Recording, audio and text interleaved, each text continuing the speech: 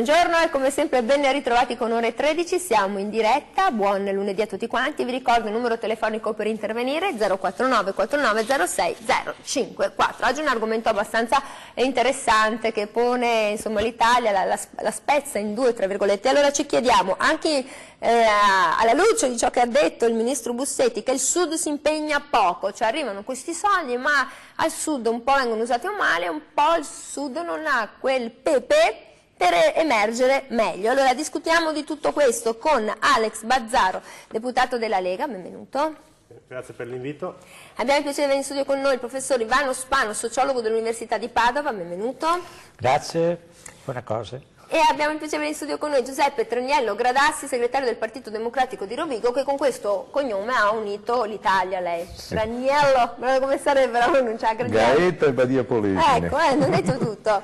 Allora, è chiaro che questa diatriba è una diatriba che parte, no? La questione meridionale, ormai siamo a 150 anni dal Risorgimento, non ha mai fine, e questa disparità di questa Italia si è vista anche quando ci sono state le elezioni l'anno scorso, che si è formata una sorta di nuova linea gotica, passatemi il termine.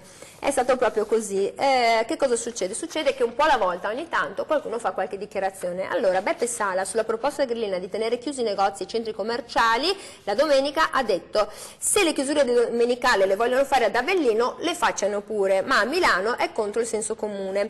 Ci si mette poi appunto il buon ministro Bussetti, il quale ha aggiunto il carico da 5, ha detto che al Sud non c'è voglia di fare nulla sostanzialmente, mettiamola così. E allora io vengo al nostro sociologo. L'Italia è tanto frammentata, le politiche degli ultimi 70 anni sono state pessime politiche per il Sud, tutto sommato, forse abbiamo avuto dei politici poco accorti, mettiamola così, e allora questa diatriba emerge. Ma direi che c'è una triste storia per tutti i sud del mondo, ma anche delle diverse regioni. Si è parlato di Rovigo, il sud del Veneto che non gode buona salute. A mio avviso c'è questa falsificazione della storia. Il sud d'Italia è il regno dove la cultura, sì del Mediterraneo, ma era la cultura del mondo intero, si è sviluppata e ha dato prestigio e lustro a insigni scienziati, eccetera. A mio avviso poi c'è questa, come si può dire, quasi è una profezia che si autoadempie, che il Sud oggi è meno importante del Nord. No, io non ha detto che il Sud è meno importante, dice che al Sud non servono più fondi ma più impegno, cioè chiudiamo i rubinetti, datevi da fare, camminate, costruite, fate. Ma fate, quando per esempio un'autostrada che congiunge il centro al sud ci sta a 40 anni per essere posta in essere ed essere efficiente, il problema non è del sud, il problema è del nord, che così come ha creato le cattedrali nel deserto al sud per guadagnare e poi riportare i profitti al nord, non si è mai impegnato. Quindi è una politica generale di sottomissione del sud al nord. Il sud, a mio avviso, invece è una centrale di capacità creative, di capacità anche organizzative. Faccio un esempio, se lei mi consente ancora un minuto. Che so, io sono andato di recente in Sardegna, chiamiamola sud perché... sono le isole, professore, dopo chiamano la va bene, però siamo in un altro discorso. Funzione. Ma per esempio lì c'è una moneta complementare, il Sardex, che ha un successo notevolissimo, è riuscita addirittura a far sì che la Sardegna sia autonoma da un punto di vista anche industriale dalle altre regioni e anche a livello internazionale, per esempio, e sta addirittura... Suona meno con il latte. Ma il latte c'entra una politica europea, il FEOGA, altre cose. A mio avviso, insomma, dobbiamo ripristinare la storia giusta che ha offeso il Sud, nonostante che il Sud... Però, professore, adesso ne parliamo. Al Sud sono arrivati svagonate di lire prima, milioni di lire, svagonate di miliardi, milioni di euro. Eppure abbiamo ancora... passaggi a livello, abbiamo ancora infrastrutture che non camminano bene, abbiamo elevate sacche di corruzione. Allora qui chi è mancato? Bazzaro, è mancato un controllo, la politica è stata totalmente errata. Cosa manca forse al Sud per fare il passo in più? secondo me manca una classe di amministratori che tenga fede alle promesse e che tenga in primo luogo interesse a dare risposte ai propri cittadini.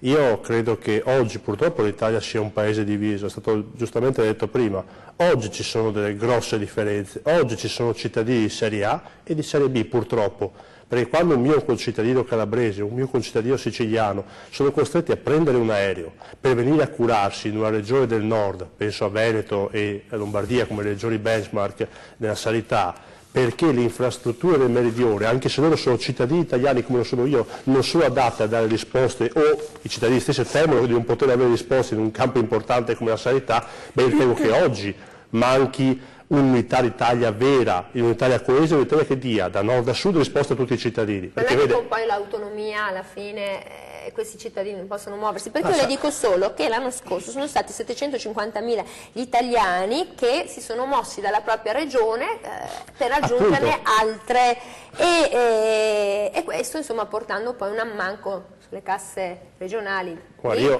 procurando magari più liste d'attesa. Allora non è meglio parificare, omogenizzare il livello assistenziale? Esatto, siamo tutti d'accordo, nel senso che se oggi ci sono, come sono partito proprio da questo esempio, la sanità credo sia veramente una cosa che debba essere uguale da Bolzano a Lampedusa, altrimenti non siamo più uno Stato. Se un cittadino di Lampedusa non può curarsi come un bolzanino c'è un evidente problema. Il problema è che non è che l'ha creato l'autonomia, oggi l'autonomia non c'è se non in alcune regioni a statuto speciale e questi problemi di diversificazione della qualità dei servizi sono lampanti e li pagano quotidianamente i cittadini italiani, specie al modo di certe regioni.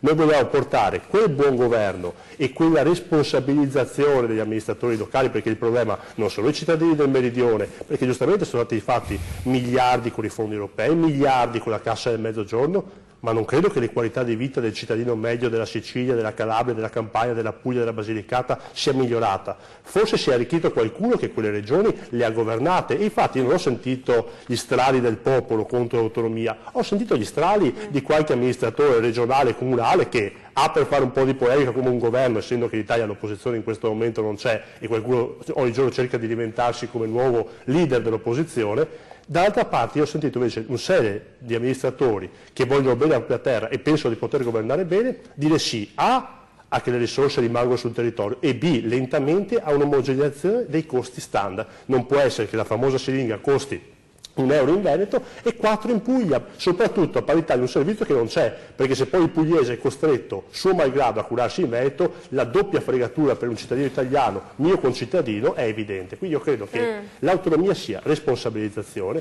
sia il controllo territoriale, perché laddove, quando arrivano dei fondi a pioggia, io penso ai fondi che le regioni possono ricavare, soprattutto per le aree depresse, che l'Europa da Bruxelles ha inviato negli anni, quando devo andare a ricercare delle responsabilità oggettive, per i mancati finanziamenti, per i mancati sviluppi, quando si perdono in un calderone generale faccio fatica ad andare a prendere i colpevoli, ma quando so che i fondi sono gestiti regionalmente, provincialmente, a livello comunale, io posso andare a capire se ci sono amministratori che fanno il bene dei loro cittadini o altri interessi. No, Balzaro, il problema principale è che poi questi soldi che sono stati spesi male, che sono arrivati così, fondi strutturali spesi magari per fare la maratona di qualche città, come è accaduto, non solo, dovrebbero portare poi anche ad una certa forma di giustizia, e poi invece la giustizia chi la subisce? L'ingiustizia la subisce il cittadino che non riesce a curarsi, non riesce magari a trovare un posto di lavoro. Giuseppe Terniello Gradassi, questa dicotomia è cresciuta in maniera esponenziale, proprio sono usciti poi anche dati molto recenti, questa forbice, questo divario non sta diminuendo ma sta crescendo a parità di reddito, a parità appunto di strutture sanitarie, a parità di economia, di trasporto. Perché? Diciamo che siamo in una fase in cui i ricchi diventano più ricchi e i poveri diventano più poveri. Ma sono già molto più poveri, perché dei 5 milioni di poveri, 3 milioni sono al sud quasi, 2 milioni e mezzo. Sicuramente abbiamo delle problematiche che la politica della Lega, o perlomeno quello che la Lega dice, non facilita, questo è quanto, perché è indubbio che loro hanno fatto due partiti, uno la Lega del Nord e la Lega del Sud per Salvini, Premier e tutto il resto, con due sedi diverse a Milano e già lì hanno fatto delle differenze nelle iscrizioni, perché probabilmente il loro statuto non andava bene al sud, o per il voto che loro volevano o la classe dirigente che loro volevano raccogliere al sud. E probabilmente in questo caso stanno rifacendo errori storici. È indubbio. Allora, sugli errori storici mi fermo perché c'è una telefonata. 049 49 06 054. Pronto, buongiorno, buon lunedì. Buongiorno, buon lunedì anche a voi. Sono completamente d'accordo con il titolo della trasmissione e lo dice una che ha lavorato 40 anni alle poste. Questa dice lunga. E non solo hanno poca voglia di lavorare, sono anche abbastanza studiciotti, perché basta che guardiamo i rifiuti. Già 20 anni fa, più di 20 anni fa, Berlusconi personalmente dovette intervenire per ripulire. Allora io vorrei che il signor De Magistri, anziché dire di chiudere i ponti, si prendesse la ramazza e pulisse la città. Grazie, buona giornata. Allora, Giuseppe Triniello, stavamo dicendo di queste, perché mi sembra di essere tornata un po' quando studi la storia medievale, il Granducato, la Lega. Ma no, non c'entra niente, noi dobbiamo guardare l'Italia nel suo complesso. Indubbiamente ci sono delle macchie di leopardo, dei punti di debolezza e dei punti di eccellenza. Probabilmente al nord i punti di eccellenza sono maggiori dei punti di debolezza, però dire che là c'è la corruzione e qua no, insomma basta vedere il Mose, il caso basta leggere che razza di recata è stata fatta l'altro giorno con Ndrangheta e Sacco Corona. È indubbio che in una carenza dello Stato, in uno Stato che è carente o che manca, o che per raccogliere alcuni voti deve fare alcuni compromessi, specialmente l'Ndrangheta si evolve e spende i soldi dove può spenderli meglio, cioè fa una parte pulita e una parte criminale. Diciamo che tante cose si potrebbero far risalire ai tempi dell'Unità d'Italia, come si sono comportati i piemontesi e altre cose, ma ormai sono passati 150 anni. Però a me interessa sapere perché allora queste persone che hanno dilapidato il bene pubblico, il bene della res pubblica, ad esempio, non sono dentro. Il problema è un altro, è indubbio che la rappresentanza parlamentare, la rappresentanza democratica del Sud è superiore a quella del Nord. Come Veneto non esprimiamo ancora dei ministri e loro ne hanno tanti. No, abbiamo i ministri veneti. Vabbè, voglio la Stefani no, il ministro Fontana no, almeno due ministri ce li abbiamo, dai, ci pensiamo poco. Comunque, lasciando stare questo, per cui c'è la necessità magari di fare maggior squadra e c'è sicuramente la necessità che lo Stato sia più presente. E non è facendo differenze che lo Stato è più presente o comunicando discriminazioni territoriali o altre cose. Questo noi dovremmo fare dei discorsi di governo, tutti, maggioranza e opposizione. Io devo andare in pubblicità, un bel discorso di res pubblica, la cosa pubblica, come la vogliamo maneggiare. 049 4906 054, allora diteci la vostra opinione, che cosa ne pensate in questa Italia frastagliata, questa questione meridionale che torna e dove sono finiti anche tutti i soldi che negli anni sono arrivati e però poi i cittadini, come abbiamo sentito, hanno una serie di problemi anche solo sanitari. Torniamo dopo.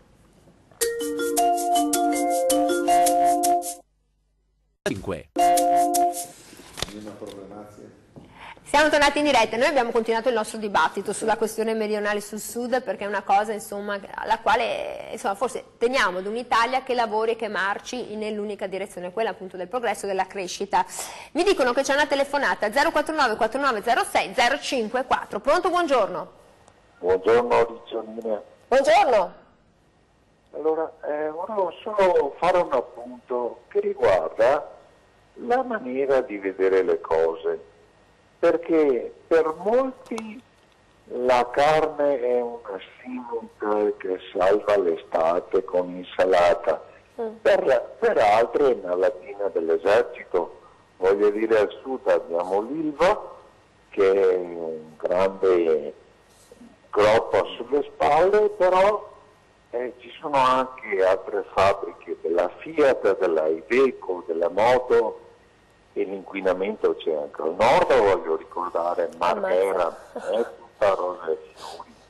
Ci sono altre zone che normalmente non vengono nominate Cioè, bisogna vedere come guardiamo le cose. E quindi, cosa stai dicendo? Che non guardiamo le cose in noi. maniera sbagliata o guardiamo solo il pezzetto che abbiamo nel nostro piatto sostanzialmente, degli altri ce ne freghiamo? Di andarci piano e vedere un attimo. Ho capito.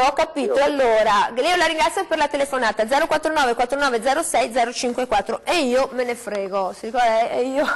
Però c'è una cosa molto importante sulla questione del Sud, sul fatto che il Sud si impegna poco, se è vero o non è vero. C'è la questione dell'economia della conoscenza, professore. L'economia della conoscenza cosa ci dice? Che tantissime persone, tantissimi studenti, persone preparate, cosa fanno? Migrano, vanno al nord Italia oppure vanno oltre Alpe, può capitare. Questa economia della conoscenza porta via posti di lavoro al Sud, know-how e produce un danno di milioni di euro che poi appunto vi andrò a raccontare. Si parla di 2-3 miliardi di euro che non vengono poi distribuiti quindi nel territorio. C'è anche questo da mettere in conto. Lei che è professore, guarda cosa ho trovato, l'economia della conoscenza. Ma senta, io sono un po', come dire, stupito da come sta andando la discussione oggi, perché io ho un'esperienza del Sud, sono stato attivo presso una fondazione un po' di anni, ho fatto anche l'unico progetto di sviluppo regionale che è stato fatto in Sicilia. Vi faccio un esempio. In un paesello che nessuno forse conosce, Troina, in provincia la più derelitta possibile di Enna, quindi non si sa neanche che cos'è la provincia di Enna, a 1000 metri circa d'altezza c'è questo paesino dove c'è una realtà di un sacerdote che ha messo in piedi quella che si chiama l'Oasi di Troina. L'Oasi di Troina ha anche un ospedale per anziani, prevalentemente, che era IRCS, cioè Istituto di Eccellenza, 40 anni fa, quando Padova, l'Istituto dei Tumori, e da 10 anni si è che IRCS. Quindi questo istituto, per esempio, è stato richiesto di fare la stessa esperienza in Cina, è conosciuto in Cina, padre Ferlauto si siede al tavolo dei grandi quando c'è l'elezione del Presidente del Presidente degli Stati Uniti. Noi non sappiamo, vero, non rendiamo pubblico quello che c'è giù, lo sottovalutiamo, lo sottostimiamo, sono veramente, a mio avviso, leggende metropolitane quelle che io sento rispetto al Sud. C'è un'intelligenza al Sud notevole, tant'è che sono i ragazzi del Sud che vengono chiamati per andare all'estero prevalentemente dalle loro università, eccetera. Ci sono ospedali al Sud che funzionano. Certo, il problema è diverso, è che non hanno rubato niente, siamo noi che abbiamo rubato il Sud e l'abbiamo inquinato, fatto le autostrade nel deserto, ma servivano al Nord. È come oggi che si dice che l'economia, quella reale, non esiste più, ma c'è tutto quanto a favore dell'economia finanziaria, e l'economia finanziaria il problema... Allora, sono questi... allora dobbiamo dare a Cesare quello che di Cesare. Bitcoin che stanno rovinando il futuro. Allora io prendo la telefonata e poi andiamo da Bazzaro. Pronto, buongiorno. Sì, pronto, buongiorno a tutti. Prego. Allora, le leggende metropolitane e le casse del Mezzogiorno, che dal dopoguerra in poi mandiamo camionate di soldi, queste sono le leggende metropolitane. Altra leggenda metropolitana è che la sanità del Sud spende molto di più della sanità del Nord, avendo in complesso, questo non è che con questo non esista degli ospedali buoni o ottimi, però in complesso la sanità del Sud fa piangere, non per nulla c'è questo famoso trasbordo di ammalati che dal Sud vengono al Nord. Questo in generale. Mi sembra che mafia, camorra, 'ndrangheta, Santa Corona unita sia una realtà del Sud e non certo che ci sono infiltrazioni, ma perché ce la stanno portando sia con gli abitanti sia con i famosi confini. Poi se andiamo nel particolare, per esempio, io ricordo nel 2000, anno 2000, Hotel Gaeta, hotel di di prima categoria, abbiamo chiesto la ricevuta io e mio marito perché era giusto così, per quanto abbiamo pagato, siamo andati ad acquistare un libretto, lo giuro sulla pianta di che cameo, signora! Era ricevuta numero 1, ricevuta numero 1. L'ha incorniciata, perché bisogna incorniciare. Signora, io ho capito il suo punto di vista, la ringrazio anche per questo cameo che ci ha regalato Bazzario. Io vedevo che fremeva. Sì, cosa c'è che non funziona? Guardi, perché la cosa più brutta è parlare con i miei coetanei che non hanno la fortuna, il privilegio, l'onore e l'onere di fare i parlamentari nel meridione d'Italia, magari accompagnando il nostro segretario federale Matteo Salvini, e sentire quanta amarezza per le possibilità che non possono avere rispetto a chi magari sta in altre regioni d'Italia loro hanno. Perché la cosa più brutta è sentire che al sud va tutto bene. Quando ci mettiamo, io credo che tutti noi abbiamo preso dei treni qui in Regione Veneto, i punti estremi della regione orizzontalmente sono Verona e Venezia. Ci si arriva con Freccia Rossa verso Milano in 40 minuti, okay. Con un regionale in un'ora e un quarto. Per fare un punto alto della Sicilia, leggevo oggi, si parlava di TAV, ci si mettono 11 ore. 11 ore in una regione a statuto speciale che può determinare i costi della gestione della propria sanità, dei propri trasporti, della propria economia politica interna. Questa è la Sicilia. Raccontare a un ragazzo siciliano senza lavoro, che non riesce a avere prospettive, che non riesce a avere futuro, che tutto va bene, ma che c'è un piccolo paese nella piccolissima zona. Le eccellenze ci sono dappertutto, ma ci mancherebbe altro che uno Stato come l'Italia. La colpa è delle ferrovie dello Stato che fa questa cosa, mica dei meridionali. Io l'ho lasciata parlare per 10 minuti.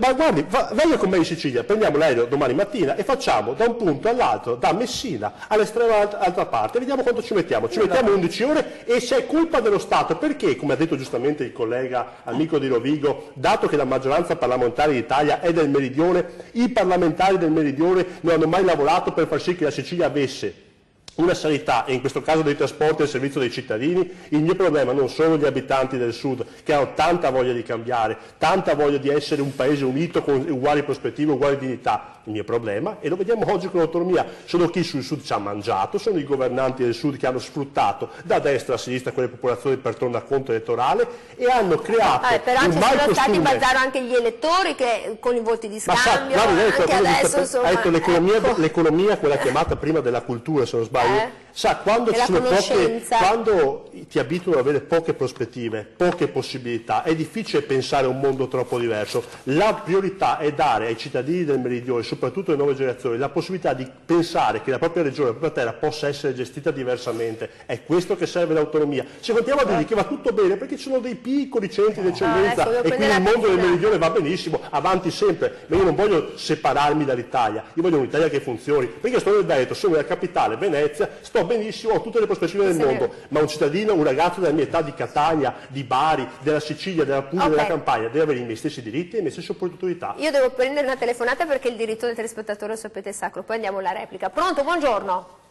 Pronto, buongiorno. Prego. Attenzione con trasmissioni del genere, perché io mi chiedo se il centro-sud farebbero mai una trasmissione inferniata così. Perché noi veneti potremmo anche sentirci molto offesi da trasmissioni del genere. Perché? Mi domando se al sud farebbero mai una trasmissione del genere. Perché vedete, io mi riprendo con la signora Agnelli di cui è stato fatto il funerale oggi e che era tanto filantropa, era tanto caritatevole e quant'altro, e lo facevano coi soldi di tutti, magari di quei veneti che a 14-15 anni erano in fabbrica e pagavano già le marchette o i cosiddetti per la pensione e quant'altro. Attenzione con queste trasmissioni, perché non vorrei offendessero i veneti, come la sottoscritta, grazie. Allora, noi stiamo cercando di capire che cosa non funziona. Noi siamo partiti da un quesito che ha posto, un'espressione che ha fatto il ministro Bussetti, anzi io sarei molto contenta che ci si chiedesse magari la stessa cosa in un'altra televisione, voglio dire gemella, chiamiamola così. Allora, io vado in pubblicità, poi vi faccio replicare perché ho capito che la situazione è questa. 049 49 06 054, torniamo dopo la pubblicità.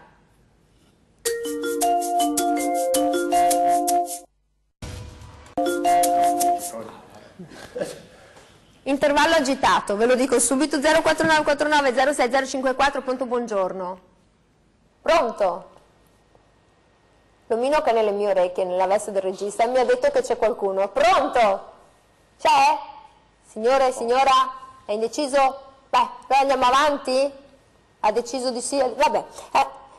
Allora, Giuseppe Triniello Gradassi, abbiamo sentito anche questa signora che un po' ci ha fatto sorridere questa storia della ricevuta, no? La numero 1, e poi l'altra signora che invece dice ma chissà se dall'altra parte fanno delle trasmissioni così, cioè dei punti di vista molto, molto critici. Che ci sia un movimento neomorbonico c'è, sicuramente qualche televisione privata nel sud che fa al contrario di quello che noi stiamo facendo adesso, c'è.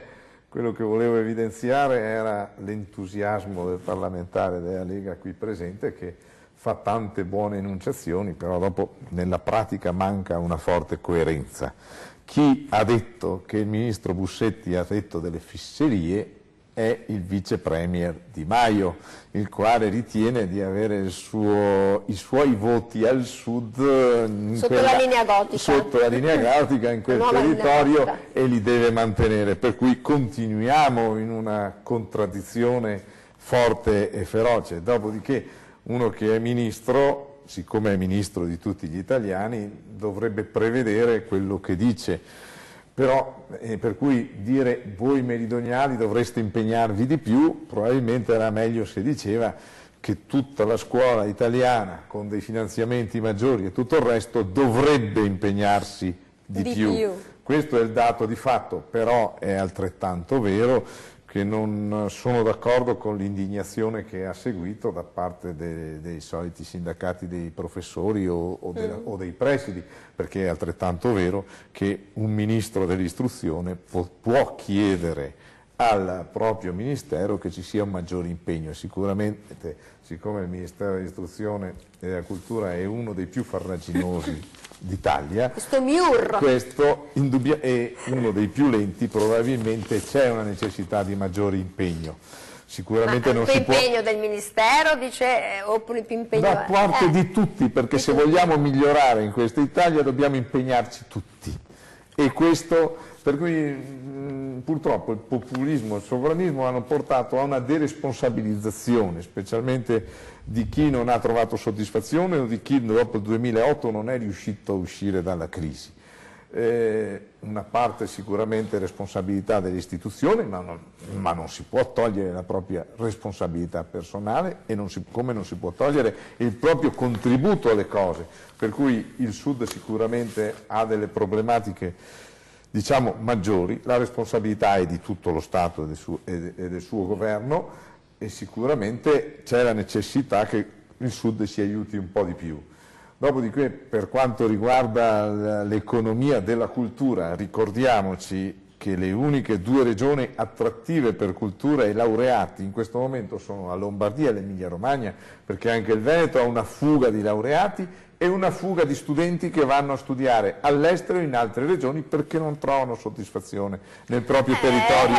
Se ci sono borse di studio che non vengono elargite, specialità chiuse, non possiamo sempre generalizzare. Non è che tu puoi dire che siamo senza medici e alla fine ci sono le specialità chiuse, non ti fanno fare più la specialità come una volta, 5 anni che almeno ti... Vabbè, quella è stata una programmazione completamente sbagliata, ma voluta dalle università, il numero chiuso. Questo numero chiuso. Allora. Di conseguenza c'è un problema, la corruzione non ci vede al penultimo posto e abbiamo solo la Bulgaria in Europa e la Grecia prima. Per corruzione, solo per non abbiamo un'Italia divisa in questa. Lei dice è un problema globale di tutta l'Italia, è stato mal gestito, e su questo si deve intervenire, ma si deve intervenire con serietà, concretezza e coerenza, perché fare i proclami e poi gestire l'Italia con chi questi proclami li smentisce il giorno dopo non serve. Allora, da un punto di vista sociologico, quanto secondo lei si parla del collasso dell'economia meridionale nel rapporto Svimez, ma dall'altra parte il Mezzogiorno riceverà il 63% dei saldi stanziati per il reddito di cittadinanza. Qui si apre...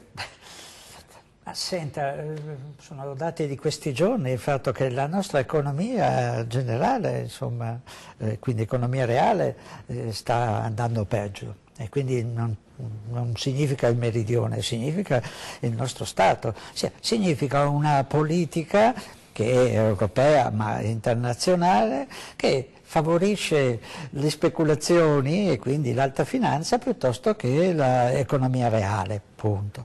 Parlare di crescita è a mio avviso un'offesa alla umanità, proprio perché la crisi è avvenuta per il fatto che le imprese hanno prodotto di più di quello che i cittadini potevano acquisire dopo il boom degli anni 50-60 fino ai piedi del 70. Ricordo che nel 70 c'è stata una potente crisi che non era dovuta a problemi di alta finanza, ma 16,5% di inflazione e 3 milioni di italiani sbattuti fuori dai luoghi di lavoro, proprio perché c'era una sovrapproduzione, eravamo cresciuti di più di quello che eravamo capaci di poter acquisire. Quindi la crisi è di crescita e non dobbiamo oggi prendere la crescita come il problema tant'è che sta aumentando la povertà. Se cresciamo, che vuol dire? Che allora dobbiamo eliminare la povertà, eccetera. In più c'è questo fatto, io non sto dicendo che il meridione, no, sto dicendo che il meridione è quella regione come il Rodigino qua per il Veneto, dove cosa volevano fare a Rovigo? Volevano fare come dire, il ricettacolo di tutta la spazzatura del nord con tanti inceneritori, eccetera. Allora il sud del mondo è messo in croce, il sud è il nostro patrimonio che abbiamo, è importante anche storicamente, ci sono delle eccellenze, ma l'Ilva, di qual è il problema dei sudisti? Che l'Ilva sta andando a quel paese, l'abbiamo venduta, la stiamo vendendo agli indiani, che avranno i profitti. L'Ilva ma questo è un problema professore ma questi sono i le aziende italiane. No, non di tutte le aziende italiane, no, noi stiamo vendendo il patrimonio più importante, questo è il dramma. Io devo prendere la telefonata.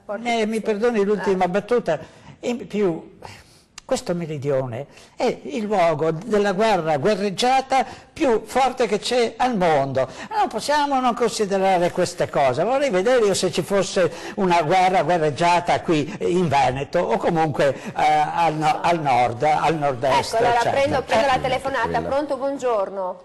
Buongiorno, sono un alieno di Udine Nord e vedo che ci sono delle persone attempate, diciamo così, la crema della crema. No, è la televisione che ci mette, siamo tutti giovanissimi qui in studio. A un certo punto da sopra, da ogni sospetto, da sopra 3.000 metri vedo giù che l'Europa e l'Italia e il Bataclan e chi stupra e chi delinque e il 70% delle carceri sono praticamente extracomunitari, e vedo praticamente che avete parlato anche degli insegnanti, di studi, eccetera.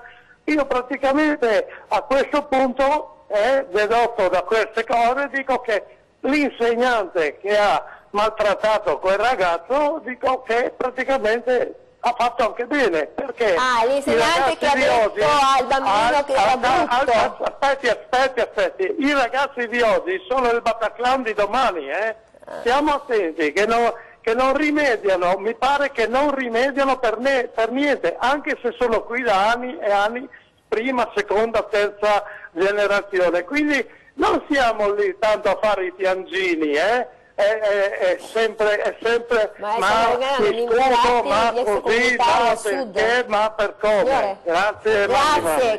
Allora, vabbè, c'è un po' di confusione forse. Bazzarro, allora, è una situazione molto complicata, si parla sempre poi del Sud Italia con questo oro che è il turismo, con l'oro della cultura, con tante cose. Ma anche qui questi giovani ragazzi, le dice bisogna dare lavoro, bisogna creare lavoro, non è semplice, perché se non ci sono le infrastrutture, perché poi quelli del nord hanno scippato, hanno costruito le cattedrali, poi hanno fatto soltanto i propri interessi, come facciamo? Per me la ricostruzione storica, che ci sia un problema nella nascita dello Stato unitario è fuori dubbio, potrebbe valere per l'annessione del Veneto, potrebbe valere per quella che è stata la calata dei garibaldini nelle regioni del Meridione. C'era un bel libro di Pino Aprile, si chiamava Terroni, ovviamente in maniera provocatoria, è scritto non meridionale, che andava a spiegare tante vicissitudini della storia del Meridione. Il punto è che sono passati 160 anni, abbiamo la necessità di confrontarci, seppur regionalmente, perché l'Europa del futuro sarà l'Europa delle regioni, delle macro aree, anche in altre parti. C'è un bel film che si chiama Giù al nord, ambientato in Francia, perché la regione del nord in Francia è la regione più depressa rispetto al sud, che con le zone di Marsiglia e uno dei 4 motori economici d'Europa, che è quello di Lione, intorno a Lione, ha invece una zona molto più sviluppata. Come il sud della Gran Bretagna, esattamente, con la City, rispetto al nord più depresso dopo la crisi delle industrie di Liverpool e di Manchester. Io cerco di parlare del mio piccolo, del mio contesto. Abbiamo un paese che sicuramente ha delle diversità enormi, e questo credo sia abbastanza palese. Abbiamo bisogno di unificare una qualità di servizi della vita media dei cittadini. Per farlo ci servono che cosa? Volontà dei cittadini di cambiare determinate situazioni, contrasto alla corruzione. Ma quando lei dice volontà dei cittadini, cioè che i cittadini denuncino, che siano meno omertosi, io glielo chiedo. Per me la mafia è un attacco allo Stato, la mafia mi fa schifo, è un attacco allo Stato, andrebbe affrontata militarmente come un attacco allo Stato. Il problema è che inficia quotidianamente, da almeno 100 anni, la vita quotidiana dei cittadini del Meridione, perché quando tu vivi in un contesto di mafia, di malaffare, di corruzione, hai meno opportunità, sei portato verso un sistema sbagliato, verso qualcosa di negativo, verso qualcosa di illegale. Io prima di tutto devo contrastare queste organizzazioni malavitose, sempre una frase fatta, sempre una frase semplice, ma è ovvio che fin tanto che in alcune zone, penso alla Campania, penso magari alla città di Napoli, lo Stato non c'è e c'è un parastato, un antistato che lo sostituisce, mi pare evidente che un ragazzo napoletano avrà meno opportunità, ma soprattutto se non c'è qualcosa che ti dia la certezza che il tuo paese c'è, che ti dà opportunità, tu ti rivolgi necessariamente a qualcos'altro, ed è questo il mio primo problema. La seconda cosa è creare una classe di amministratori che voglia veramente sviluppare quelle che sono delle eccellenze ovvie, palesi, reali. Guardi, io ho avuto il piacere di andare al sud Italia in vacanza al mare tante volte, non abbiamo niente di invidiare alle migliori spiagge caribiche del mondo. Il problema sono i servizi, il problema è quando arrivo in una bellissima cittadina della Puglia, qua a Jesolo abbiamo, io amo il mio territorio, ma il mare è molto più azzurro in Puglia che a Jesolo, possiamo dircelo. È una questione di fondale, Bazzaro, non so, però diciamo discutere sulla questione del sedimento. Qui nel nord Italia, nella costiera adriatica, con un mare forse meno azzurro, possiamo dire meno azzurro? Abbiamo dei servizi al top dell'eccellenza grazie ai nostri albergatori. Lì ci sono le prospettive per avere le Bahamas e le Seychelles, e abbiamo delle infrastrutture che però non danno la possibilità di spendere a chi arriva in vacanza, perché spesso c'è un ristorante in un largo di 20 km e qui da noi ce ne sono 50 di ristoranti. Quindi i servizi sono fondamentali. Non si costruisce. Bisogna costruire, ma c'è una differenza fra costruire e costruire male e costruire per dare servizi. Perché se io ho 20 ristoranti vuol dire che faccio lavorare 200 ragazzi di quella cittadina pugliese all'interno di quelli che sono le grandi bellezze, quindi vado a sfruttare il mio territorio, ovviamente non distruggendolo, dando lavoro e servizi. Avrei tanto da dire anche, con un piccolo passaggio della parentesi, sul fatto che non possiamo trasformarci in una regione turistica da Venezia alla Sicilia per i turisti del nord Europa, quindi una base industriale, allora, io devo andare in pubblicità. Prima di pubblicità vi ricordo il problema delle infrastrutture dei trasporti e dell'edilizia al sud, perché è uscito un dato recente. Al sud Italia il 50% delle nuove costruzioni sono abusive, al nord il 5% delle nuove costruzioni sono abusive. Allora si ritorna anche su questa cosa qui, come si preserva anche questo bel paese. 049 49 06 054.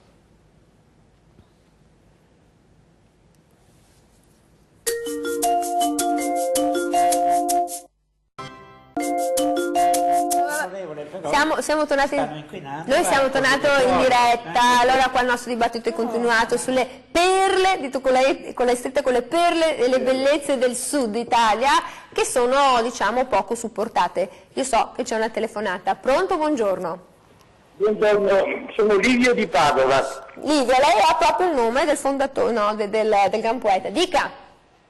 Niente, io vorrei sapere, una curiosità, quanto ha influito sul ritardo per l'autonomia del Veneto e tutte quante queste polemiche dei governatori del sud, quanto ha influito, perché se queste paure sono ingiustificate, e allora vorrei sapere, perché se c'è veramente una paura per queste dichiarazioni di questi governatori. La cosa mi sembra molto grave, ecco, perché è ingiustificata. Lei dice il ritardo dell'autonomia è dovuto alle paure, a ciò che viene sobillato dai governatori del Sud. Allora, Giuseppe Graniello Gradazzi, è così secondo lei? Cioè, questo ritardo anche sull'autonomia delle regioni? I governatori del Sud fanno il loro mestiere.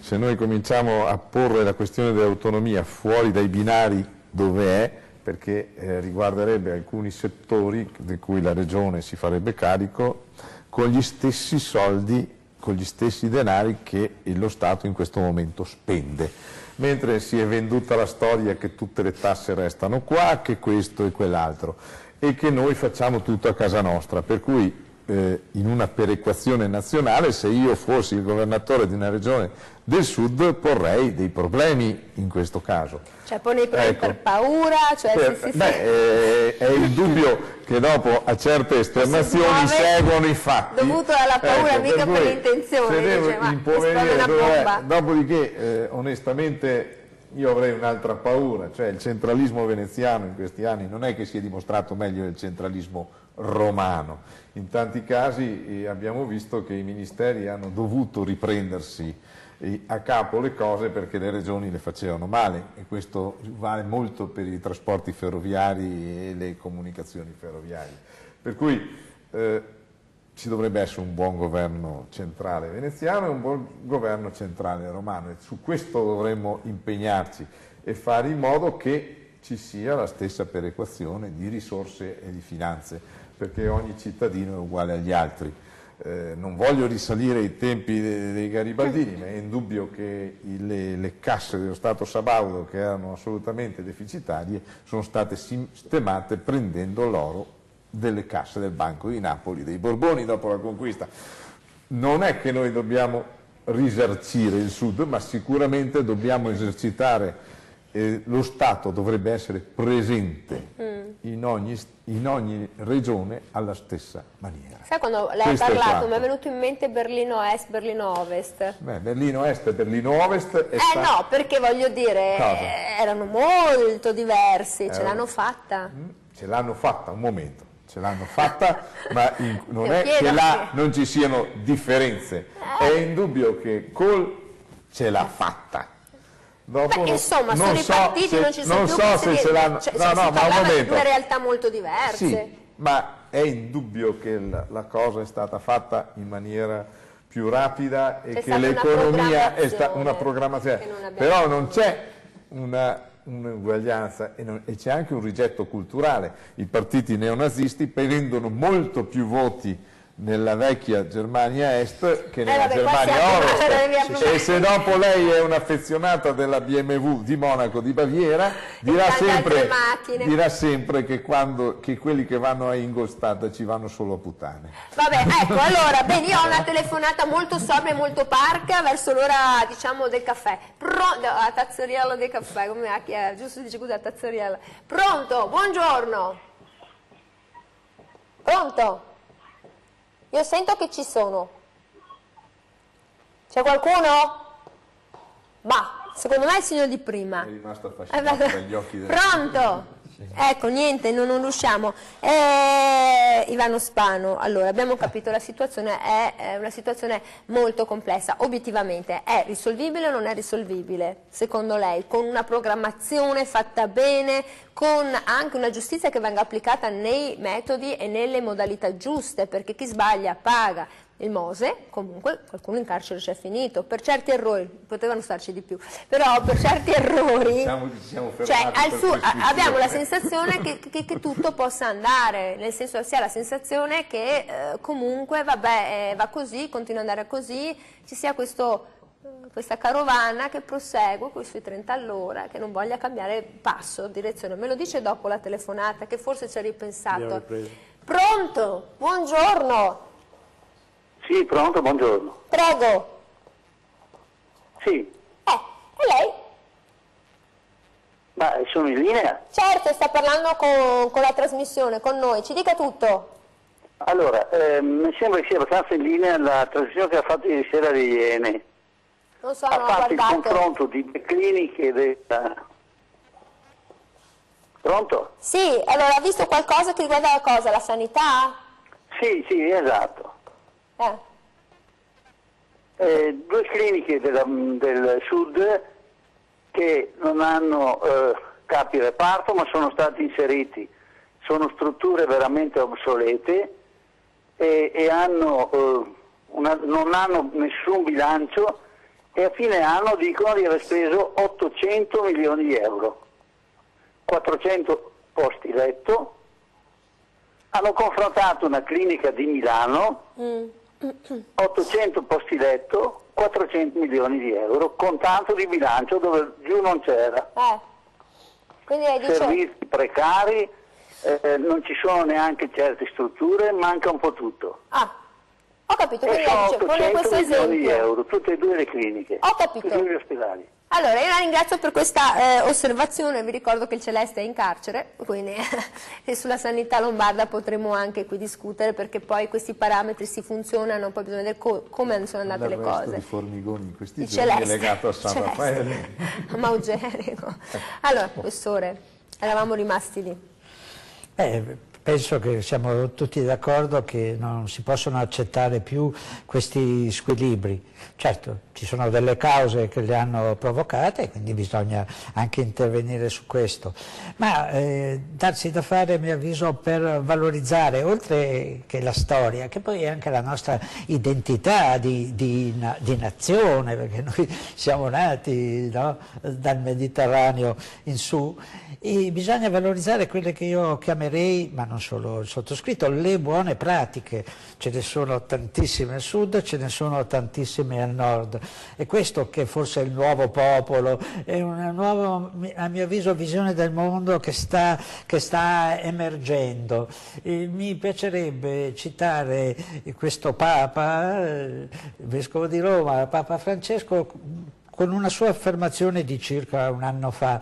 Lui ebbe a dire: questa non è tanto un'epoca di grandi cambiamenti quanto un cambiamento d'epoca. Ecco, mi pare una profezia importante. Ecco, dobbiamo capire che oggi ci può essere un punto di svolta, e questo punto di svolta deve mettere insieme, ecco, le ho chiamate buone pratiche, per dire tutta la gente di buona volontà che oggi si dà da fare, perché ce ne sono buone pratiche al sud infinite, ce ne sono buone pratiche al nord infinite. Ecco, dobbiamo trovare questa capacità, no, di mettere insieme questa forza che è vitale per il nostro paese. E che anche ci rende, mi faccio finire solo questo, ci rende anche autonomi da una politica europea che ci sta penalizzando, perché quando parliamo degli enti locali e con il fiscal compact è chiaro che questo danneggia sia il nord come danneggia il sud, quindi dobbiamo integrarlo in una politica generale, e credo che possiamo vincere questa scommessa della storia. Il 25 maggio cosa succede? Io devo chiudere, Bazzaro, una battuta rapidissima. Solo questa, sul Berlino Est e Berlino Ovest. Quando hanno buttato giù il muro di Berlino, c'è questa bella storia dei tedeschi di Berlino Est che andavano all'Ovest. Sì. La mattina dopo tornavano indietro, intervistati dalle TV, dicevano: perché tornate? Perché non rimanete di qua? Beh, adesso siamo tutti tedeschi, dobbiamo lavorare per la grande Germania. Ecco, forse è il caso di fare gli italiani, con tutte le differenze del caso. L'Italia è bella, 8.000 comuni, 8.000 campanili, restando insieme, unendoci nelle diversità. Allora faccio a Graniello, io dico solo: Rovigo come va? Come state a Rovigo?